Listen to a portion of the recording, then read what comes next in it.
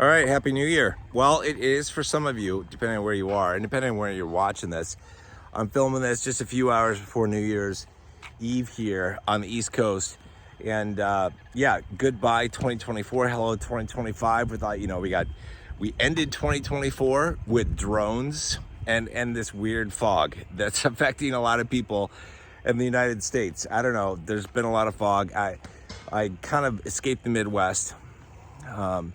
Just as this stuff was starting, but I see on my Ring cameras, I'm like, yeah, that's a weird fog. Anyway, okay, so in this video, I want to talk about a couple things. I want to talk about what I've learned as a YouTuber over the past year and a half, some of the things I've learned as an investor, and a couple things like that. First, I want to say, if you haven't seen the video I put out the other day, like, we are crossing over a tax year, so you can contribute more money into an IRA or like your son or daughter's UTMA right away on the 2nd, which will be the first banking day of next year. And since grayscale trusts haven't taken off, you could consider putting some in there if you want, or wherever.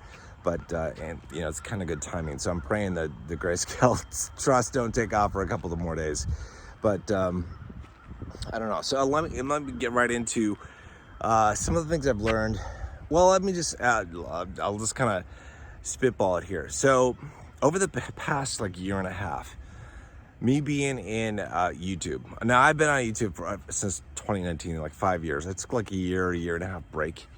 I started talking about like professional, development, mind stuff, and then switched over to COVID, which is when the channel really took off. I think that's where I got like the first like 13 to 15,000 subscribers was when COVID was out and I was talking about it and government stuff. And then it took like a year and a half break because I was sick of the world. I was sick of talking on YouTube. And then last summer, like in June of 23, I just started to talking about grayscale, mainly in crypto, but mainly grayscale. Because I'm like, well, I didn't really see much content last cycle at all about it. And I'm like, I need to get the word out here because I think it's a good investment. Hopefully it will be. A lot of people I mentioned this the other day, like, they're very down, depressed. The things haven't taken off. I'm not worried about it. Our time is coming. And actually, like, one of the signs of the end is near, the end of the bull market is near, is when people lose hope and they give up. And they want to sell their shares in grayscale, sell their native crypto off, usually at a loss. Because a lot of those people like FOMO'd in. A lot of people actually FOMO'd in like back in March and April when the grayscale trusts were just like taking off. They looked like they were going on a moon mission, and and so they're sitting right now and they're like, I lost quite a bit on that, thinking it's never going to come back. So if it never comes back, well, then we're in some wacky world where a crypto cycle doesn't happen. So I don't know when it's going to start. Nobody does. And, one of the things I've learned too, when people start to get frustrated, this is like when everybody starts to blame everybody else, right? This is like, and this gets part of this is like rolled into just like, what is it? It's like victim mentality. And it's like, are you a victim or are you just like, are you in charge of your life? Did you make your own decisions? Because some people make comments that make it seem like I forced their hand in investing in grayscale. Or they'll blame Caesar because crypto didn't go the way he think it was gonna go. Some guy, Chocolate Cookie, I think is his username, made a post yesterday on a video I put out. He's like, I've been tracking Caesar for like a year and a half and Caesar is wrong like 70% of the time. And I'm like, well, he's right 30% of the time. That's not bad. Because I'd be right like 1% of the time, just like shooting darts. You know what I mean? So, I don't know. It's just like people come out and they just complain. And they're like, you're wrong. And this applies to everything. And I see this kind of stuff in other YouTube channels too, where people are talking about crypto or miners or MicroStrategy, Coinbase, stuff like that. It's just like you see it. People get disheartened. But like I said, it is like one of the signs of the end. The end is near. So this is like, I should change temporarily. I could, I should take on a new handle because I've been called a couple things since I started doing YouTube.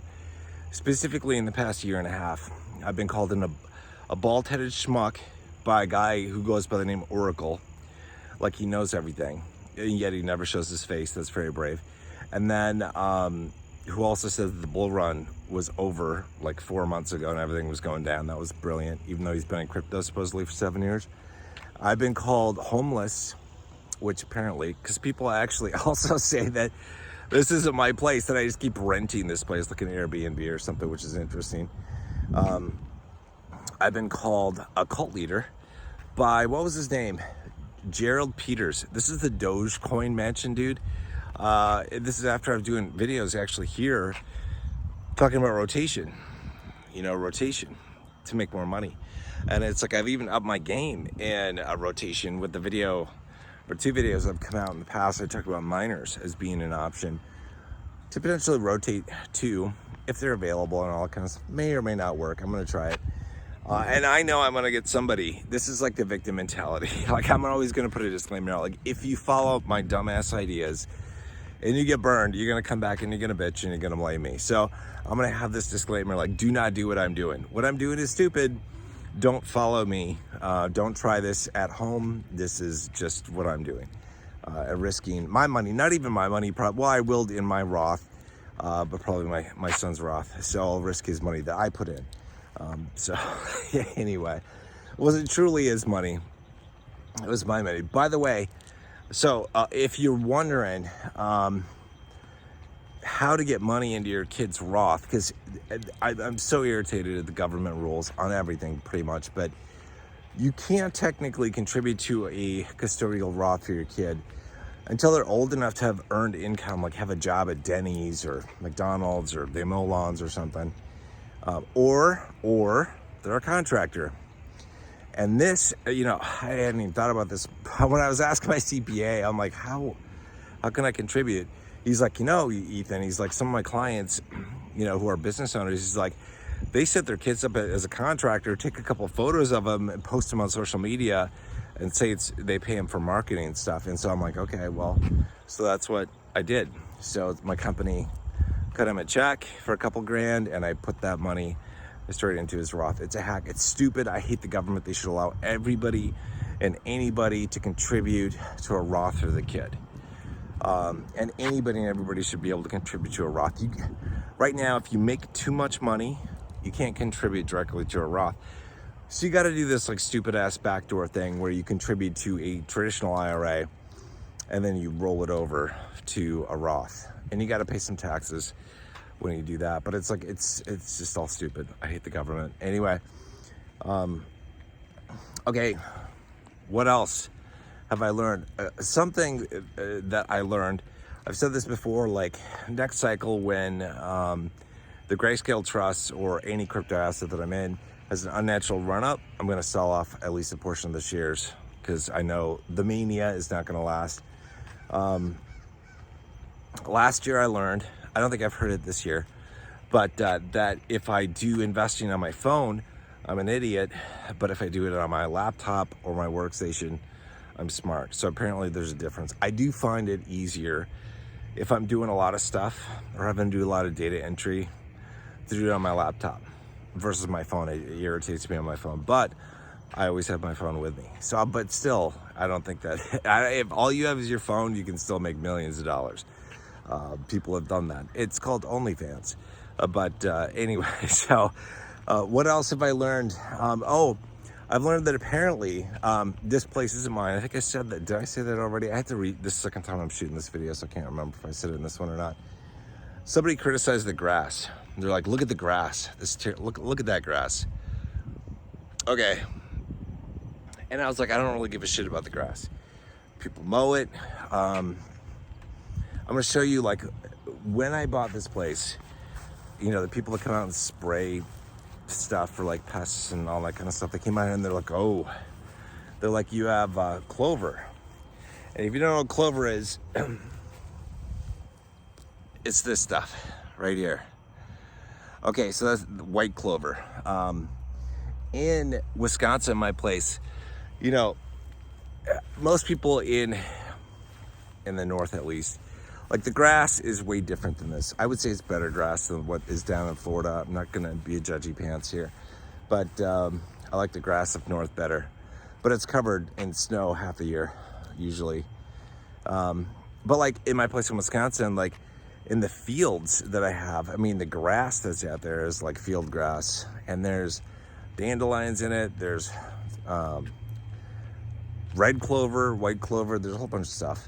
Alfalfa growing, and I like it because it reminds me when I was a kid, spending time at my grandpa's farm. And stuff like clover is really good for the bees. We have bees around here. Luckily, they stay high up in the trees. We don't get stung by them. We haven't, at least. But I didn't know that the grass mattered so much. I don't think when people come here and they see this place for the first time, they're not like, ugh, I would not want to live here because of the grass. They do not look at this place and go, I don't want to live there because of the grass. They're like, it's kind of nice, you know, it's not bad. You got a basketball court, you got a little putting green, you got all that stuff, but the grass, ugh, I don't know if we could do that. So people are really stupid. And the number of people who made comments on my channel that said, there's no way this house is yours, it's just insane. It's like people don't believe that it's possible for people to get ahead. I think it's probably, my persona probably doesn't help. Like I'm doing like videos in like t-shirts and sweatshirts, and a good portion of the time I'm shooting videos in my Jeep, right? It's not a Tesla, it's not a Lambo. I don't give a shit about those. I've got a Jeep. I'll probably get a new Jeep next year. Not new, like old new, because they changed the shifters on the new Jeeps to be this little like radio volume bullshit thing, which I don't like. And it's one of these little things that annoy me about change, changes that annoy me. I don't like change as I grow older. This is, I suppose, kind of common for people, but I like it the way I liked it, like how my Jeeps have always been. And then they have to go and fucking change it. And so I think I'm gonna be buying used Jeeps. We'll see. Anyway, just a few things I've learned. Mixed in with a whole bunch of stuff, just kind of random talk here at the end of 2024. Just thought I'd say hello. I really appreciate all you guys. If nobody was watching these videos, I wouldn't be doing them. And it feels good to be a part of a community. Like even if you don't put a comment down below, even if you don't join Discord, even if you just watch the video, it feels good to be a part of a community of people. So I feel like I'm not going through it alone, because last cycle, man, there was nothing about grayscale. It was kind of weird. Like I found grayscale.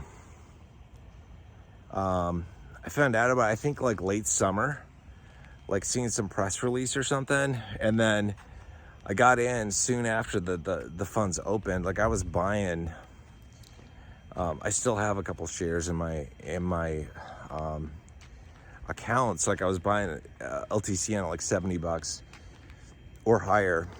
So right before things took off, those are some of the last shares I think I bought, but which is why I still have them. So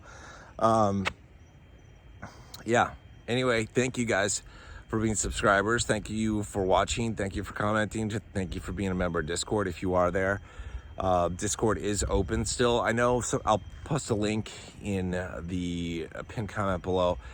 If you have problems, like if your browser says that the link is expired, it's usually a browser issue.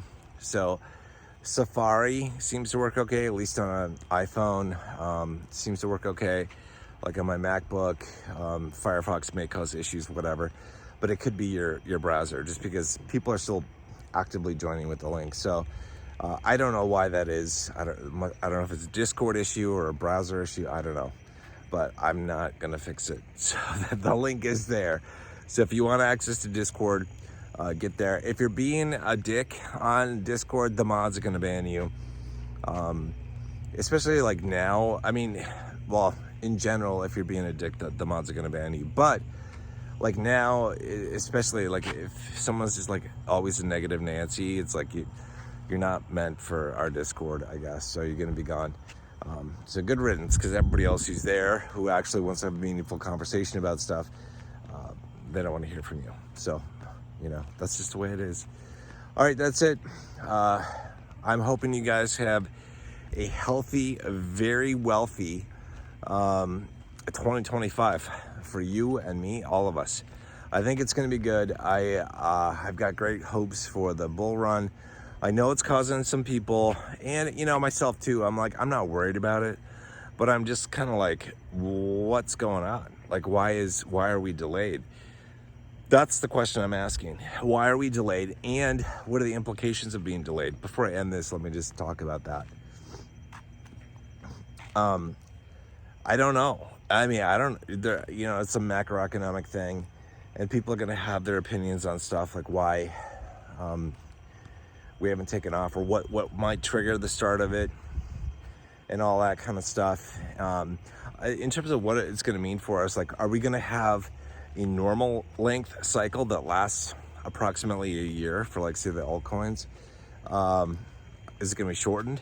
Is it going to be lengthened? I don't know. It all depends on what comes into play. Like, what gets announced.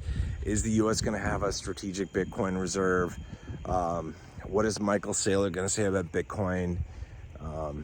All that kind of stuff. I mean, who knows? Who knows? Are more people going to get in to crypto this cycle than last? Will fewer get in?